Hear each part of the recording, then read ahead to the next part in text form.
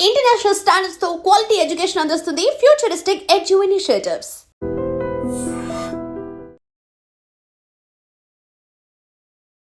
Hi ma'am. Hi Manjusha గారు. మీ way of talking లో మీ positivity, మీ energy levels peak. Okay, కొంచెం house పంపించండి. అవునా? ఓకే. సో మా ఆర్తి గారు ఏం చేస్తుంటారు? నేను హౌస్ వైఫ్, ఎప్పుడు హ్యాపీగా. నా ఇద్దరు డాటర్స్ యుఎస్ లో ఉంటారు. సంతూర్ మమ్మీ మీరు. భరణి సార్కి మీకు మధ్య ఇంత కన్నా ఇంత స్ట్రాంగెస్ట్ బాండింగ్ ఉంది అని నేను విన్నాను. యా, అన్న చాలా నాటి. చాలా మంది ఇప్పుడు అనుకున్నారు ఆ లాకెట్ అది పట్టుకెళ్లారు, ఎందుకు అలా పట్టుకెళ్లారు, సూట్ కేసు లో పెట్టుకెళ్ళచ్చు కదా, ఇది పట్టుకెళ్ళచ్చు కదా అని. పాకెట్ లో ఏంటి స్పెషల్? 2 o'clock షూట్ నుంచి వచ్చినా కూడా అమ్మ దగ్గరికి వెళ్ళిపోతాడు ముందు.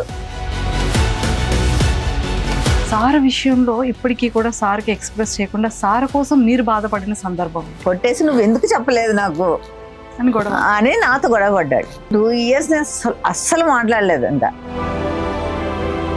ఈ మధ్య కాలంలో బాగా ఎమోషనల్ అనిపించింది ఏంటి? చూడగానే భరణి సార్ తలుచుకోగానే మీకు ఏడుపు వచ్చేస్తుంది. ఈ రివ్యూవర్స్ ఏవో రాసి రిప్స్ ఇరిగిపోయాయని, రిప్స్ కి బ్రేక్ అయిపోయాయని. అసలు ఆ బాండింగ్ ఏదైనా ఫాదర్ అండ్ డాటర్ చాలా నేను అనుకున్నాను అప్పుడు, నిజంగా నాకన్నా అది వెళ్ళడమే చాలా మంచిది.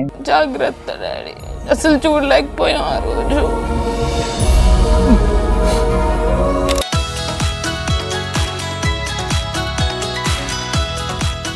Hi viewers, welcome to I dream. Basic గా మనం చాలా మంది ఆర్టిస్టులని కానివ్వచ్చు, యాక్టర్స్ కానీ బిగ్ బాస్ హౌస్ లో డైలీ చూస్తూనే ఉన్నాం. వాళ్ళ గేమింగ్ కూడా చాలా బాగా చూస్తున్నాం, ఎంజాయ్ చేస్తున్నాం. ఎమోషన్ అయితే ఎమోషన్ అవుతున్నాం, ఎంటర్టైన్మెంట్ చేస్తే ఎంటర్టైన్మెంట్ అవుతున్నాం. కోపం వచ్చేటప్పుడు మనం కూడా చాలా ఫీల్ అవుతున్నాం, అగ్రెసివ్ అయిపోతున్నాం ఇంట్లో. బట్ అందరి ఫేవరెట్ బిగ్ బాస్ హౌస్ లో ఫేవరెట్ సెగ్మెంట్ ఏంటి అంటే ఫ్యామిలీస్ సెగ్మెంట్ కదా. సో మరి ప్రతి ఒక్క సెలబ్రిటీ ఫ్యామిలీస్ కి వెళ్తూ ఉండడం, సెలబ్రిటీస్ వాళ్ళ తాలూకా పేరెంట్స్ కానీ, డాటర్స్ కానీ, అండ్ కజిన్స్ కానీ, సిస్టర్స్ కానీ చూస్తూనే ఉన్నాం.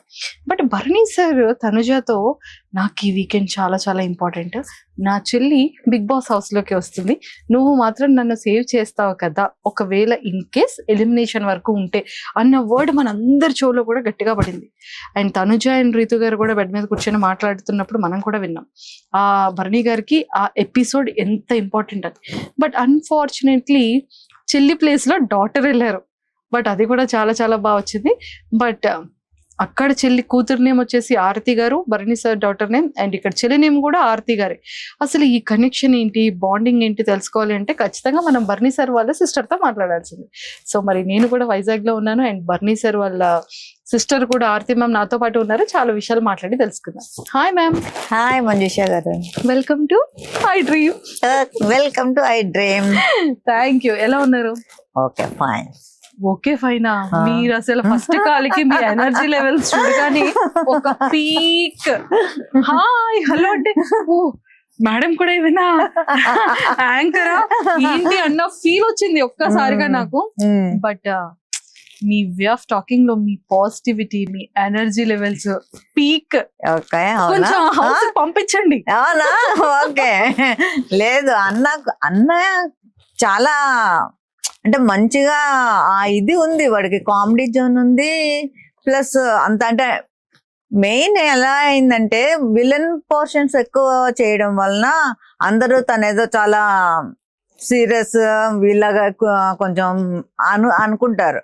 కానీ తను చాలా సాఫ్ట్. హౌస్ లోకి వెళ్ళాక అర్థమైంది. సో క్యారెక్టర్ బట్టి మనుషులు మనం అనలైజ్ చేయలేము కదా. సో దానికి ఎగ్జాంపుల్ అన్నయ్య. అంతే అండి.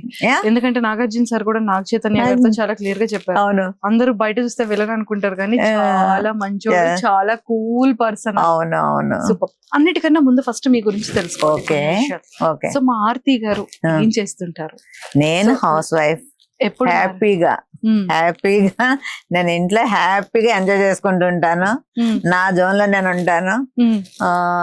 నా ఆడపడుచులు ఇద్దరు ఇక్కడే వైజాగ్. నాకు సిస్టర్స్ లేరు, బ్రదర్స్ ఇద్దరు. వాళ్ళు నా ఆడపడుచులు ఇద్దరు కూడా నన్ను సిస్టర్ లాగే చూస్తారు, ట్రీట్ చేస్తారు. సో నేను చాలా చాలా హ్యాపీగా ఉన్నాను హౌస్ వైఫ్ గా. నా ఇద్దరు డాటర్స్ యుఎస్ లో ఉంటారు. సో సంతూర్ మమ్మీ మీరు. సో అంతా ఫుల్ హ్యాపీ. మా హస్బెండ్ కూడా నన్ను చాలా బాగా కేరింగ్ గా బాగా చూసుకుంటారు. సార్ ఏం చేస్తుంటారు? సార్ బిహెచ్పి అంటే బిహెచ్ఈఎల్ ఉంది కదా వైజాగ్, దాంట్లో డీజీఎం గా చేశారు. మొన్న రీసెంట్ గా రిటైర్ అయ్యారు. ఆయనకి ఖాళీగా ఉండడం ఇష్టం లేదు. సో మళ్ళీ వెంటనే ఇంకా రిటైర్ అవ్వక ముందే వేరే జాబ్ చూసుకున్నారు చెన్నైలో. అప్ అండ్ డౌన్ చేస్తున్నారు. సో మొత్తానికి బిజీగా అలా వెళ్తుంది లైఫ్. అంటే మా ఆడపడుచు ఇద్దరు ఇక్కడే ఉంటారు కాబట్టి మేము ముగ్గురం కొంచెం బాగానే, అంటే ఓన్ సిస్టర్ లాగే నన్ను చూసుకుంటారు. సో అందరు ఇంకా షాపింగ్ అన్ని మొత్తం అంతానే. అంటే అత్తమ్మ మాయ గారు కూడా ఇక్కడే మన వైజాగ్ లోనే ఉంటారు. వాళ్ళు ఏజ్ అయినా సరే వాళ్ళు సపరేట్, అంటే ఇప్పటికి కూడా అంటే డిపెండ్ అవ్వాల్సిన టైంలో వెళ్ళొచ్చు అన్న దీంతో వాళ్ళు అలాగే ఉంటారు. ఒక మనిషి తోడు ఉంటారు. సో ఒకవేళ నేను వెళ్ళకుండా మా ఎదురాడబడితే వెళ్తే మా అత్తమ్మ గారు కంపల్సరీ అడుగుతారు, ఇది ఆర్తి రాలేదేంటి అని. అంటే ఇంక మా అత్తమ్మ గారు అయితే ఇంకా నేను చెప్పక్కర్లేదు. వాళ్ళ అమ్మాయిలను ఎలా చూసుకుంటారో నన్ను అంత బాగా చూసుకుంటారు మా మాయ గారు కానీ అత్తమ్మ గారు. కదా. సో భరణి సార్ మీకు పెద్దన్నయ్య చిన్నన్నయ్య?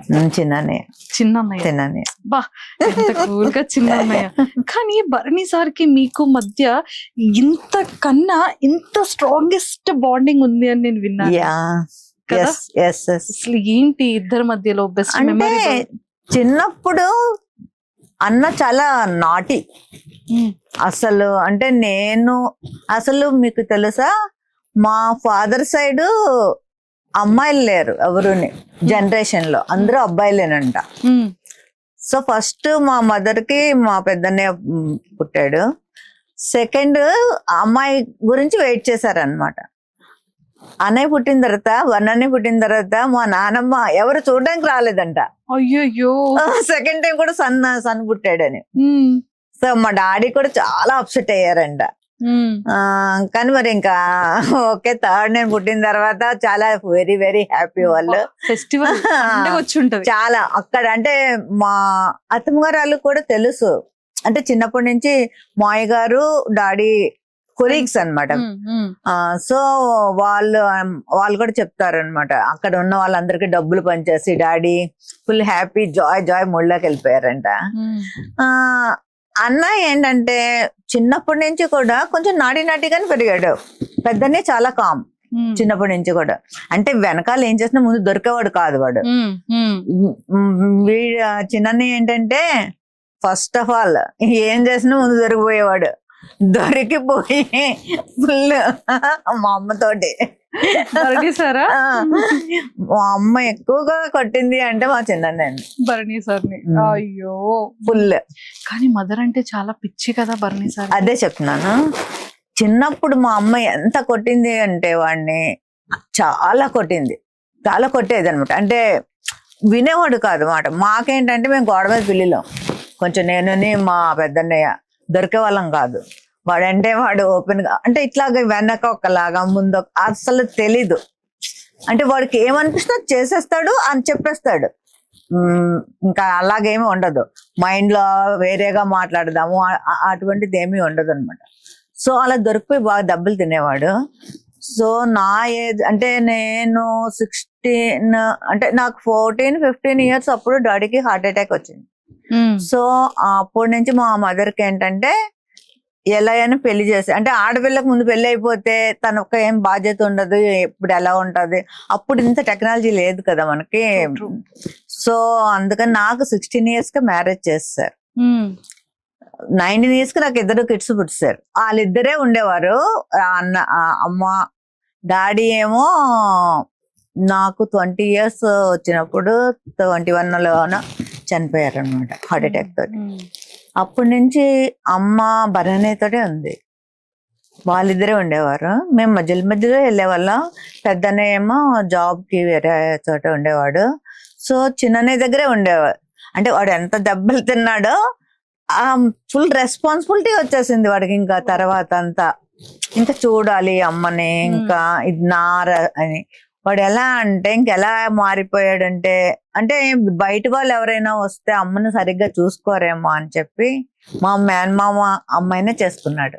ఓకే. ఆ, సార్ సొంత అత్త కూతుర్ని సొంత పెళ్లి మా మేనమామ వాళ్ళ, అంటే తనైతే కొంచెం కేరింగ్. అలాగే తను ఎంత బాగా అంటే ఎక్కడ ఇంక నేను చూడలేం. ఇంకా బర్నీ సార్ ఏ టైంకి 2 o'clock వస్తే 2 o'clockకి లెగిచి అప్పుడు అంటే ఫోన్ చేస్తాడు మరి షూట్ అయినప్పుడు, నేను బయలుదేరాను వస్తున్నానంటే అప్పుడు వేడివేడిగా చేసి పెడుతుంది. ఓ వెరీ వెరీ అంటే ఇంకా అసలు నేను చెప్పలేను. మేమందరం బ్లెస్డ్. ఆ అమ్మాయి మా ఇంటికి నిజంగా మేము చేసుకోవడం, మా మాయ కూతురు అయినా సరే గొప్ప చెప్పుకోవడం కాదు, నిజంగా చాలా మంచి అమ్మాయి. అమ్మనైతే ఇంకా పూలు అంటే అందుకే మేము ఇప్పుడు మా ఇంటికి వస్తుందా రమ్మంటాం. అంటే అంటే అన్నయ్య దగ్గరికి పెద్దన్నయ్య దగ్గరికి వెళ్ళడానికి అవ్వదు, షార్జా కదా, సో ఫ్రీక్వెంట్ గా వెళ్ళడానికి అవ్వదు. నా దగ్గరికి రమ్మంటే ఇంకా అలా చెప్తూ ఉంటే వస్తుంది. వచ్చిన ఒక 5 days నుంచే మొదలు పెడుతుంది. అంటే రోజు అన్నితో మాట్లాడుతుంది.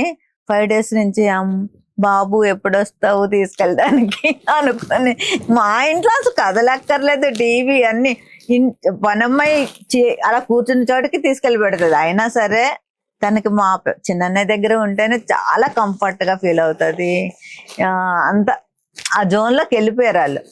ఇప్పుడు కూడా మేబీ చాలా మంది ఇప్పుడు అనుకున్నారు లాకెట్ అది పట్టుకెళ్లారు, ఎందుకు అలా పట్టుకెళ్లారు, సూట్ కేసులో పెట్టుకెళ్ళచ్చు కదా, ఇది పట్టుకెళ్ళచ్చు కదా అని చాలా మంది అన్నారు. అన్నయ్య ఎప్పుడు కూడా అమ్మని ఏదైనా షూట్స్ ఉన్నప్పుడే వదిలి వెళ్తాడు, లేకపోతే అస్సలు వదలడు. వెళ్ళినా కూడా రోజుకు ఒక 10 సార్లైనా ఫోన్ చేస్తాడు, అమ్మ ఏం తిన్నది అంటే మా వదిన శిరీష. నాకు అదే తెలిసింది ఏంటంటే ఎవరికి పిల్లలకి గానీ వైఫ్ కి గానీ కాల్ కూడా చేయరు, అమ్మకి మాత్రం మధ్యాహ్నం గానీ నైట్ గానీ అమ్మ నువ్వు తిన్నావా అని ఫోన్ చేస్తా. అమ్మ కానీ ఎత్తకపోతే ఇంకంతే. మా శిరీష తన పేరు, మా అన్నయ్య వైఫ్ పేరు. తనకి ఫోన్ చేసి అమ్మ ఏం చేస్తుంది, ఫోన్ తీయలేదేంటి, ఒకసారి అంటే నిద్రపోయినా కూడా ఒకసారి 2 o'clock షూట్ నుంచి వచ్చినా కూడా అమ్మ దగ్గరికి వెళ్ళిపోతాడు. ముందు వెళ్ళిపోయి అమ్మ పడుకుంటే ఒకసారి వెళ్ళి హగ్ చేసేసుకొని ముద్దు పెట్టుకుని అప్పుడు వెళ్ళి పడుకుంటాడు. అంత కేరింగ్, చాలా కేరింగ్. ఫుడ్ విషయంలో కూడా చాలా తనకి అలా చెప్తూ ఉంటాడు, ఇది తినొద్దమ్మా అంటే కొంచెం ఏజ్డ్ అయింది కదా, నువ్వే ఉండాలి మాకు ఎంత వీలైతే అంతకాలం అన్నట్టు. అంటే నేను చాలా తక్కువ మందిని చూస్తాను అలా. అంటే ఇప్పుడు చాలా మంది జనరేషన్ చూస్తున్నాం కదా మనం. నన్ను కూడా అంటే మా డాడీ చనిపోయిన తర్వాత నాకు డాడీ చనిపోయారన్న ఇది ఎప్పుడు కనపడలే. నా 2 brothers నాకు బోల్స్ లాగా నించున్నారు, 2 చాలా సపోర్ట్ నాకు. అసలు కోవిడ్ టైంలో నాకు సర్జరీ చేయవలసి వచ్చింది. సెకండ్ టైం కాదు, ఫస్ట్ అక్టోబర్లోనే. కోవిడ్ కదా, అప్పుడు ఎవరు రావడానికి అవ్వదు, ఏమి చేయదు.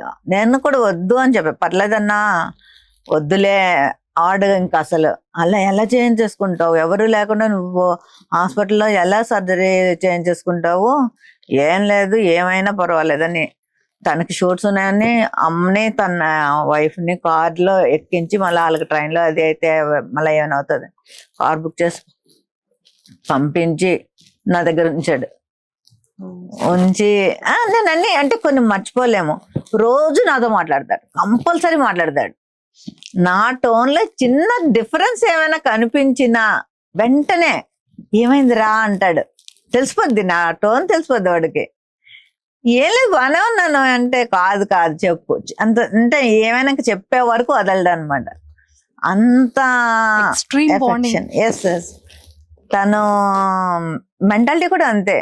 చిన్నప్పటి నుంచి కూడా ఫ్రెండ్స్ తోటి, ఇప్పుడు మేమందరము డాడీకి అలా ట్రాన్స్ఫర్లు అయ్యేవి కదా, సో చోడవరంలో ఎక్కువ కాలం. వాడి ఫ్రెండ్స్ అందరూ మా ఇంటి దగ్గర ఫుడ్ తినేవారు. అసలు డాడీ కూడా ఇంకా చాలా ఎంత కొట్టేవారో, మళ్ళీ అంత మా ఇద్దరు అంటే అన్నని నన్ను కాదు, వాడిని పట్టుకుని హక్ చేసుకుని కాల్ మీద కాల్ వేయించుకుని పడుకునేవారు డాడీ. మళ్ళా నన్ను ఏదైనా అంటే నేను కూడా చెప్పేదాన్ని కాదు, నేనేమన్నా అంటే మొత్తం వేసేసేవారు. నన్ను కానీ ఏమైనా అన్నాడు అంటే ఒక్కొక్కసారి ఆయన ఎక్కువ కొట్టేస్తారు అనేసి నన్ను ఏమైనా అన్నా కూడా నేను చెప్పాను. అంటే చిన్నప్పుడు ఎలా ఉండేవాడు అంటే కొంత ఏజ్ వచ్చేసరికి నేను ఇంటర్ 10th ఆ టైంకి జస్ట్ మనం వెళ్తున్నప్పుడు కామెంట్ అంటే చేస్తారు కదా అబ్బాయిలు అన్న తర్వాత ఏదో ఒకటి వాడికి తెలియకపోయినా వాళ్ళ ఫ్రెండ్స్ కూడా వాచ్ చేసి ఒరే చెల్లిని వాడు అలా అన్నాడంటారా ఇలా fighting చేస్తారు. చెల్లి అన్నాడంటారా కోసం. వెంటనే ఇంకా నేను అందుకని చెప్పేదని కాదు ఇంట్లో వాడు వెళ్ళి వాళ్ళతో ఏం తగులు వాళ్ళు ఏదో కామెంట్ చేసుకుంటారు ఓకే వదిలేవచ్చు కదా అన్నట్టు నేను చెప్పేదాన్ని కాదు